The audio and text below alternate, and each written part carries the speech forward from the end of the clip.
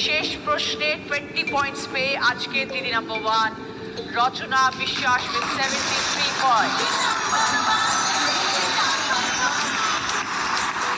তো দিদি নাম্বার 1-এ যখন খেলাটা হচ্ছিল, মানে যখন আমি উইনার হয়ে গেলাম, তখন পুরো ব্যাপারটা আমার পুরো স্বপ্নের মতো মনে হচ্ছিল। হ্যাঁ, এটা তোমাদের কাছে হাস্যকর মনে হতে পারে, কিন্তু এটা আমার কাছে অনেক বড় কিছু। মা, তোমার কিরকম লাগতেছে? আমি উইনার হয়ে গেছি। আমার তো খুবই ভালো লাগছে। আমি তো কোনোদিন ভাবতেই পারিনি যে রচনা দিদি নাম্বার যখন মানে রচনা দিদি যখন বললো যে আজকের উইনার রচনা বিশ্বাস, তখন তো মা পুরো কান্নাকাটি করে ফেলেছে।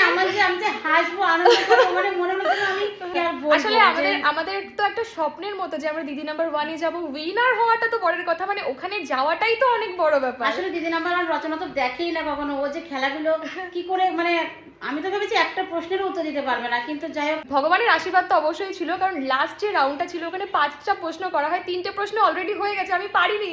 আমি তো ভেবেই নিয়েছি যে আজকে আর হবে না, আমি হেরে গেছি।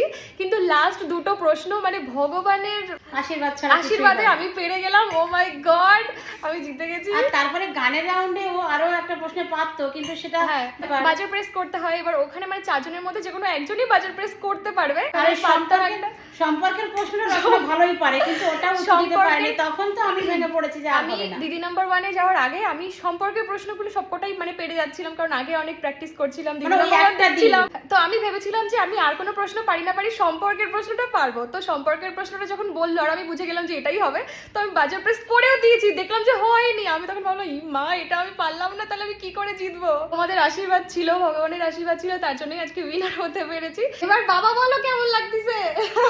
আমার তো প্রথম প্রশ্নের সময় পাঠিয়ে গেছে, সইছি যাকে একটা প্রশ্ন তো পারিছে, ওরে হতেই হবে, যে জায়গায় পৌঁছেছি। বাবার অত এক্সপেকটেশন নেই যে গেছে, তো এটাই অনেক, তাই না? সবাই বলতে একটাও পারবে না, একটা প্রশ্ন পারবে, আর তারপর আমরা গেছি তো সেই জায়গায়। কত মানুষ অডিশন দিয়ে দিয়ে দিয়ে দিয়ে সিলেক্ট হতে পারে না, সেখানে আমি গেছি, পার্টিসিপেট করেছি, এটাই অনেক। আর তারপরে উইনার হয়ে গেছি তোমাদের ভালোবাসায়। তারপরে উইনার হলি তো আর কথা নেই, আনন্দে আর সীমা নেই। আনন্দে তো সবাই, মানে আমাকে যে জ্যাকপট রাউন্ডটা করা হয়েছে, আমি এত আনন্দ হয়ে গেছি, আমি কি বলেছি দিদি আমি শুনিনি, ঠিক মানে খুশি হয়ে গেছি, আমি ভুলে গেছি কি বলিছে। So thank you so much, এভাবেই আমাদের পাশে থেকো। দেখা হচ্ছে পরবর্তী ভিডিওতে। টাটা, সবাই ভালো থাকো।